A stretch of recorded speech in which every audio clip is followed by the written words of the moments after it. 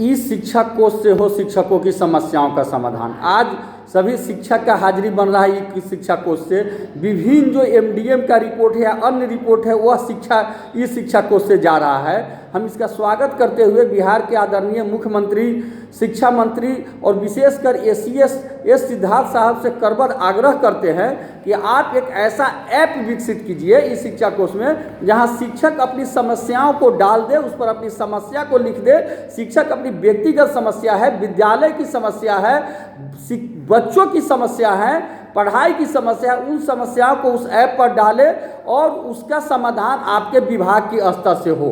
तभी शिक्षा में सुधार होगा और शिक्षक का मनोबल वही बढ़ेगा। मैं आपको उदाहरण दूं कि जब शिक्षक जाते हैं रुग्णावकाश में, मेडिकल में इलाज कराने, तो उन्हें सबसे अधिक पैसे की ज़रूरत होती है। उस समय उनका पेमेंट बंद कर दिया जाता है और जब वो 2 माह 3 माह के बाद लौट करके आते हैं तो उनके पेमेंट कराने के लिए कार्यालय का लगातार चक्कर लगाना पड़ता है और 2-2 साल 4-4 साल में उनका मेडिकल का भुगतान होता है। आज जब हमारी माँ बहनें मातृत्व अवकाश में जा रही है तो 6 माह तक उनका पेमेंट बंद कर दिया जा रहा है। जिस समय उनको पैसे की अधिक ज़रूरत रहती है, उनको इलाज की ज़रूरत होती है, स्वस्थ भोजन की ज़रूरत होती है, उस समय उनका पेमेंट बंद कर दिया जाता है। और जब वो मातृत्व अवकाश से वापस आती है तो 3-3 माह 4-4 माह नहीं बल्कि 4-4 साल तक लगातार बीओ ऑफिस का चक्कर लगाते रहना पड़ता है और उसके बाद उनको मोट दक्षिणा देने के बाद उनका मातृत्व अवकाश स्वीकृत होता है।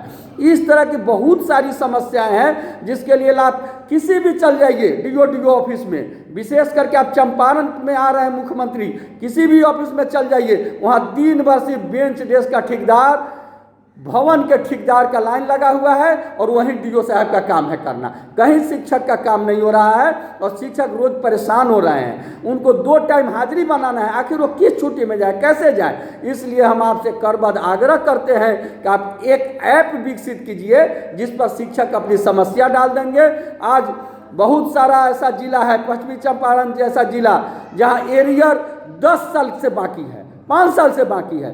शिक्षक उस पर अपना समस्या डालेंगे, उनका एरियर बाकी है, रुग्णावकाश बाकी है, मातृत्व अवकाश बाकी है, सीएल उन्हें चाहिए।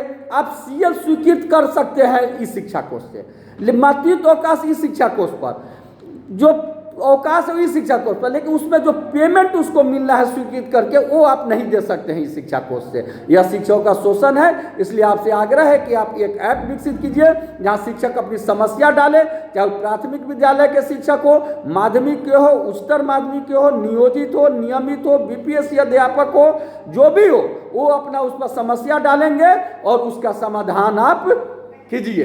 तभी शिक्षा में सुधार होगा और आपके इस शिक्षा कोष का सही उसका यूज होगा। आज एसीएस साहब वीडियो कॉलिंग करके देख रहे हैं विद्यालय को, बहुत अच्छी बात है। उनसे भी आग्रह है कि आप वीडियो कॉलिंग में देखिए कि आपके विद्यालय में कितना कमरा है, कितने बच्चे हैं, कितने उपस्थित हैं, जो नहीं है तो क्यों नहीं है, वहाँ क्या व्यवस्था है, आप व्यवस्था को भी ना देखिए।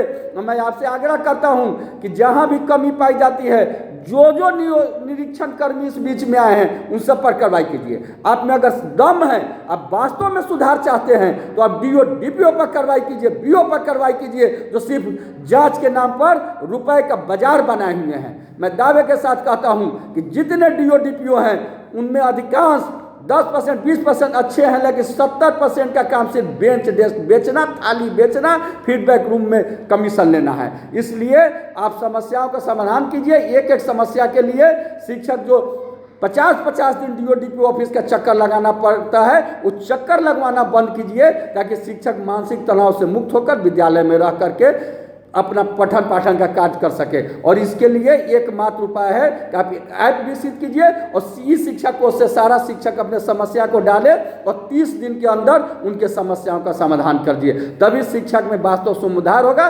वरना यह सिर्फ दिखावा है और दिखावा होता रहेगा। आपका केशव कुमार, प्रदेश अध्यक्ष शिक्षक संघ बिहार।